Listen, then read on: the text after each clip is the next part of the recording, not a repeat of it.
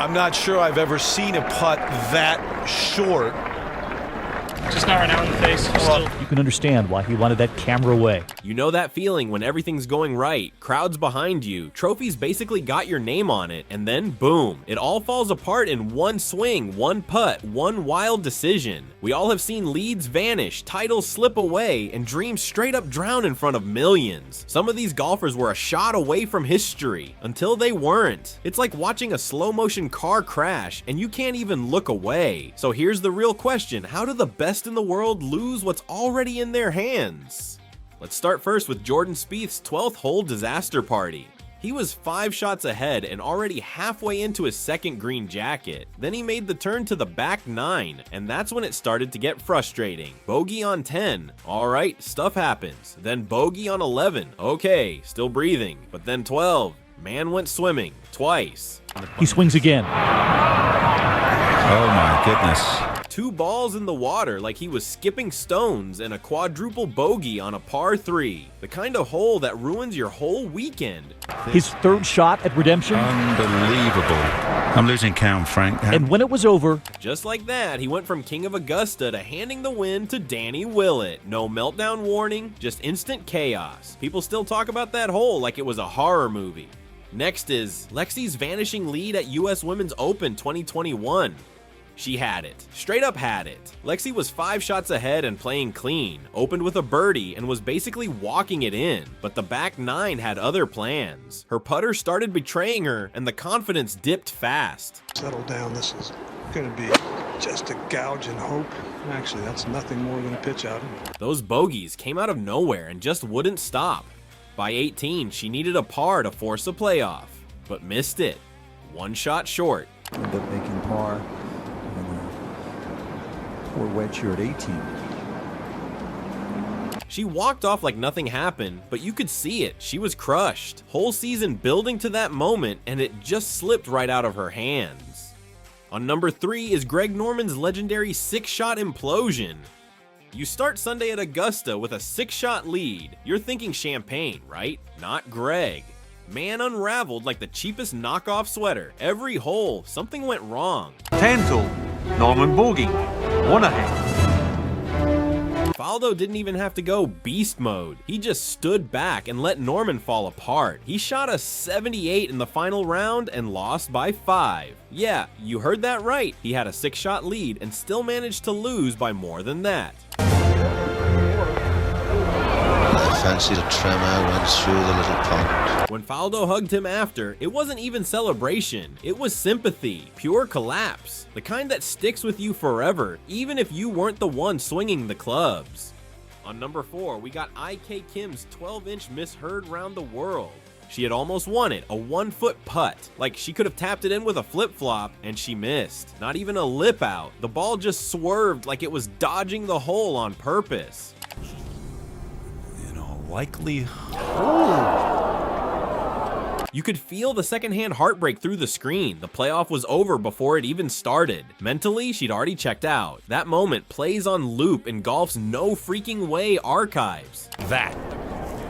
And I guess we all are told all the time, don't let it just be a formality. You work your whole career for that kind of win, and then the hole just says, nah, that's a total nightmare. Next is Dustin Johnson's invisible bunker at PGA Championship 2010. He's on the 18th at Whistling Straits, hits into what looks like some random trampled dirt. No biggie, takes his shot, walks it off. But guess what? That dirt was technically a bunker. I think any of us could have made that mistake. Thousands of people standing. A barely there crowd stomped ghost bunker. 2-stroke penalty. Didn't even make the playoff. Bro was standing there like someone told him his dog ran away. You could see him doing the mental math and just breaking inside. Now the ruling has just come in. 2-shot penalty. Wow. Honestly, the course had 1,000 bunkers. Could have labeled that one better. But hey, read the fine print or lose the major. On number 6 is Patty Sheehan's 11-shot lead going bye-bye. 11 shots ahead. That's not even a lead, that's a victory lap. Patty was untouchable for 3 rounds, like she was playing a different sport. Then Sunday showed up and decided otherwise. She has killed it right down the middle of the fairway. A bogey here, a missed green there, and suddenly Betsy King is creeping up like she's got a map of where Patty's game is hiding. By the time they hit the back 9, that massive lead was gone. Better days are coming, and you have a lot of fans.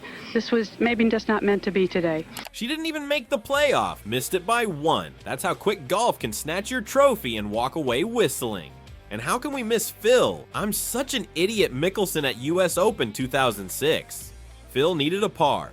That's it. Par the last hole, win the one major that always ghosted him. So of course he grabs the driver like he's trying to impress someone.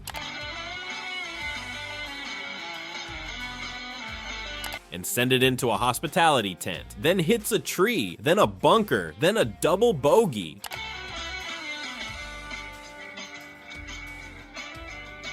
And the US Open just walks away from him again. He literally said, "I am such an idiot." Right after, you don't even need a highlight reel. Just that quote and 1 minute of footage and you feel every ounce of secondhand pain. Man had it in the bag. Next is the time when Michelle Wie just forgot to sign the scorecard. 2008 State Farm Classic.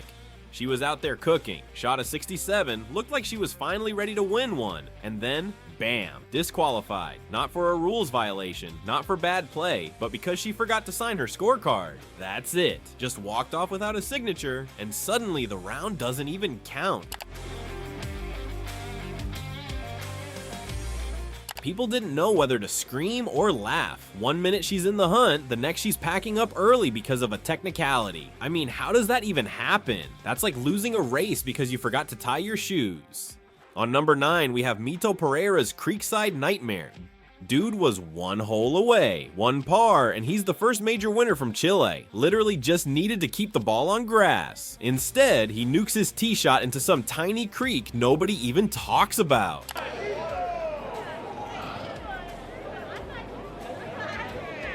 Not even dramatic, just quietly ruined everything. Ended up making double, missed the playoff, and had to watch the trophy get handed out from the scoring tent. 2 clubs longer back than what you really wanted to be.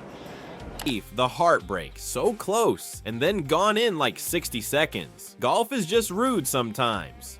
On number 10, we got Lexi's 2-footer that lipped out her whole season.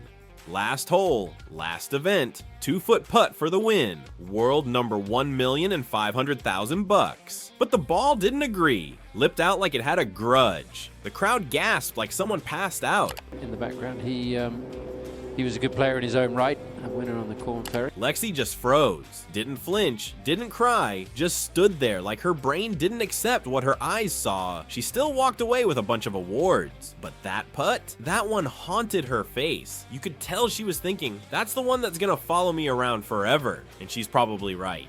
And if you thought that was insane, here's Adam Scott's bogey parade at Open Championship 2012. 4 holes, 4-shot lead. Sounds chill, right? Nah. He bogeyed 15 and you're thinking, okay, shake it off. Then he bogeyed 16, then 17. At that point, it felt like we were watching a live breakdown. Oh, hang on. The guys have all laid up with these driving irons, or is he? No. Gets to 18 and you can literally see the nerves squeezing his swing. Yep, another bogey, 4 in a row. Meanwhile, Ernie Els is just sitting in the clubhouse, probably eating snacks, and suddenly he's the champion. Must be a 3, He's got I a guess. 3-iron in there. Oh, that would be too much downwind. That would be in the ground. Scott didn't even blow up. He just faded, slow and painful, like a sad movie you can't stop watching even though you know how it ends. Then comes Nelly Korda, who just disappeared. Nelly Korda walked up to that par 3 like the #1 player in the world. Calm, focused, totally locked in. Playing 15 yards downhill, this one right at the flag. Then it just fell apart. Tee shot, bunker, annoying but manageable. Her first escape attempt, straight into the water hazard. She resets, tries again, but it went into the hazard again. And I mean, after the 3rd one, it felt personal. Her 3rd attempt at the exact same shot. Line 7, hitting 8. By the 4th, even the crowd looked like they were apologizing for watching. She just kept going, and the bunker was basically a gateway to golf hell. Ended up with a 10 on a single hole, while the rest of the field was chilling in the 60s. On number 13, we have Rory's Cabin Crawl, Masters 2011.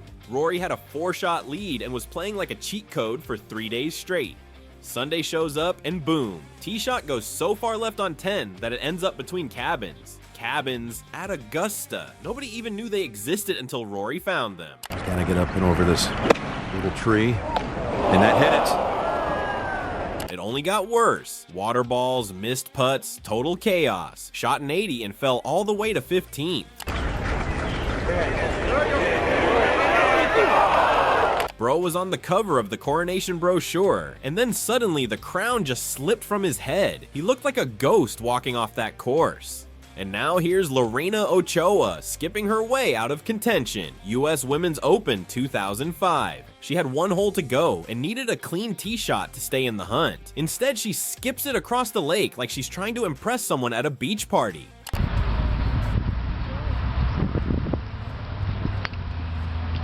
The sound the crowd made, like someone got punched in the soul, ends up with a quadruple bogey. Just like that, the chance at the title was gone. Lastly, we have Dustin Johnson's 3-putt heartbreaker in the US Open 2015. He was right there, 12 feet away from his first major win at Chambers Bay. 1 good putt for eagle, or 2 for a playoff with Jordan Spieth. First putt slides past by 4 feet. Not ideal, but still fine. Then the comeback putt just misses. Doesn't even hit the edge. Jordan Spieth. In like 30 seconds, DJ went from winning the US Open to finishing second. Crowd went silent and DJ looked like he'd seen a ghost. You could almost hear the air getting sucked out of the place. Which meltdown was your favorite? Spieth's splash, Lexi's lip out, or DJ's bunker blunder? Drop it in the comments below. Let's hear your pick.